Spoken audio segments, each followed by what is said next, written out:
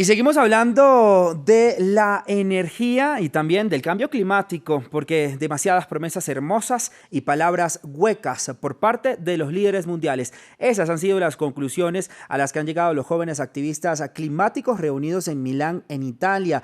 Estos embajadores de la juventud instaron a los líderes mundiales a despertarse y así tomar en serio la crisis climática a un mes de la crucial conferencia climática de Naciones Unidas, la COP26, que se va a realizar en noviembre en Glasgow, en Escocia. Para ello, entonces, quiero saludar a mi segundo invitado del día. Él es Santiago Lorenzo, jefe de la Unidad de Economía del Cambio Climático de la División de Desarrollo Sostenible y también Asentamientos Humanos de la CEPAL. Gracias, Santiago, por estar aquí con nosotros en Directo América. Muy buen día. Le pregunto, ¿a dónde vamos y cómo estamos con respecto al cambio climático? ¿Qué estamos haciendo mal?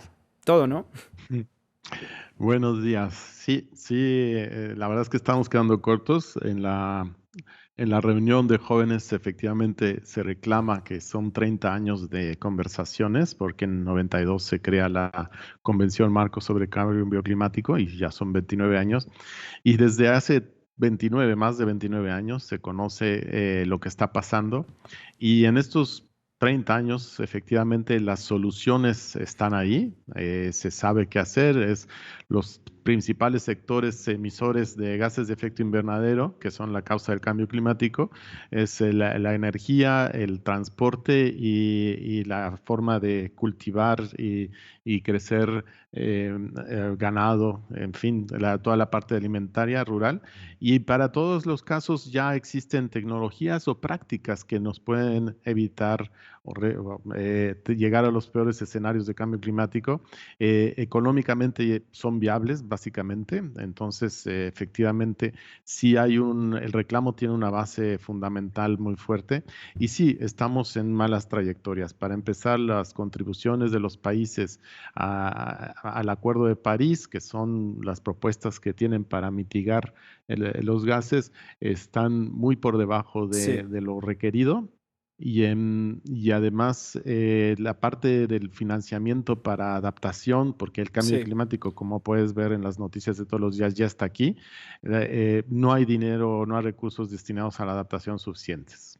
Santiago, desglosemos un poco entonces en la introducción que nos ha hecho. Empecemos con la seguridad alimentaria. ¿Cómo afecta la crisis climática la producción de alimentos y cómo lo vamos a vivir en unos años o en unos meses?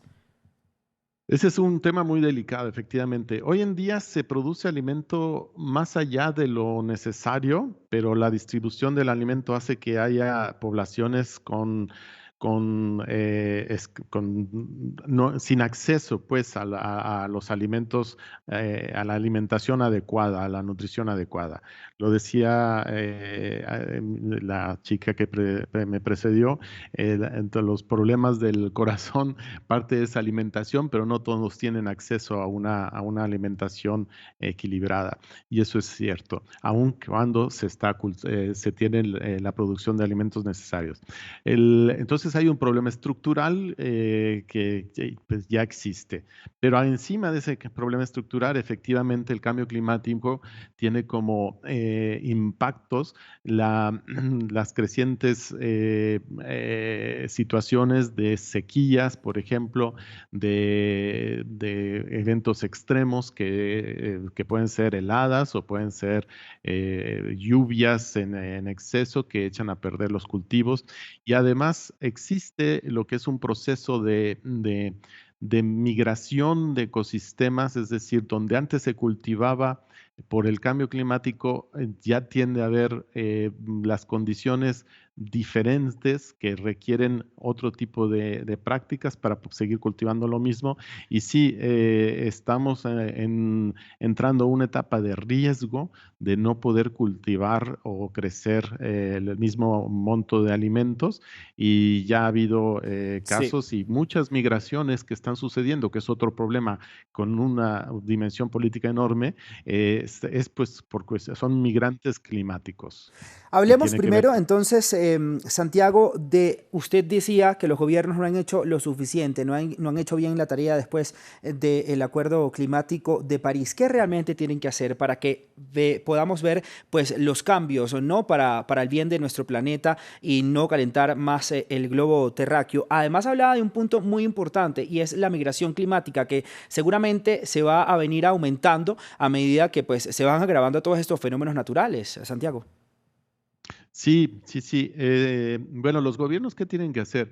No todo, o sea, el cambio climático es un problema tan complejo que no solo los gobiernos, todo mundo tenemos algo que hacer. Pero efectivamente, los gobiernos deben tener en su visión el bien común. Y venimos de unas estructuras políticas y económicas que han generado este problema. Entonces, se tienen que tomar decisiones radicales en cierto sentido, de cambiar el modo de producción, cambiar el modo de consumo.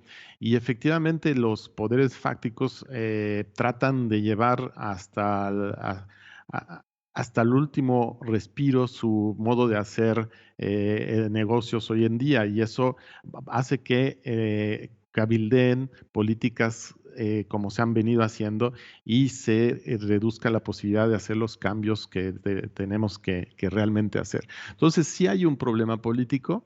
El problema económico también, comenté antes, ya todas las soluciones existen y son económicamente viables, pero efectivamente sí requieren un músculo financiero fuerte de entrada. Hay que hacer cambios radicales y eso cuesta, pero está Sí. más que comprobado de que los costos a corto plazo pueden ser altos, pero a mediano plazo están más que justificados. Entonces, es una cuestión de visión de largo plazo, que efectivamente la cuestión de política, de Sí. los tiempos políticos, a veces impacta. Y sobre la migración, efectivamente, tenemos que empezar a acostumbrarnos que va a haber más migraciones masivas, porque hay regiones del planeta donde efectivamente la vida como la hemos estado llevando está costando más trabajo y los ecosistemas ya no dan para alimentar a la gente que estaban dando.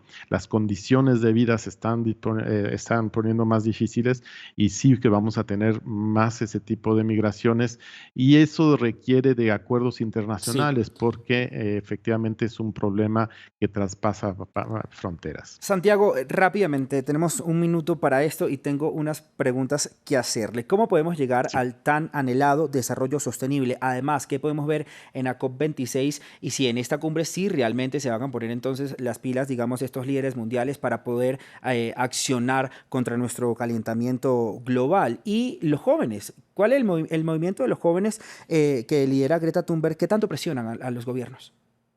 Sí, voy a empezar con este primero. Los jóvenes, evidentemente, el cambio climático es ya una de las de los hechos que a los jóvenes les ponen más nerviosos. Hay estudios de que hay inclusive estrés psicológico en los jóvenes porque ven que el mundo que se está viniendo encima es un mundo muy diferente y hay una incertidumbre enorme que para un joven es terrible. Entonces, están actuando y están pidiendo con toda razón que nuestra generación ya entregue algo mejor que solo parlamentar el problema, ¿no? Entonces, Sí. tienen toda la razón y están impulsando que haya decisiones ambiciosas. Decisiones ambiciosas, ¿qué requiere la COP? Requiere precisamente eso. La COP en este año tiene que cerrar lo que se llama el Rule Book, que es el reglamento. El Acuerdo de París es como una ley y el Rule Book es como el reglamento. Sí. Cómo lo que se acordó en París se puede ya hacer instrumentar.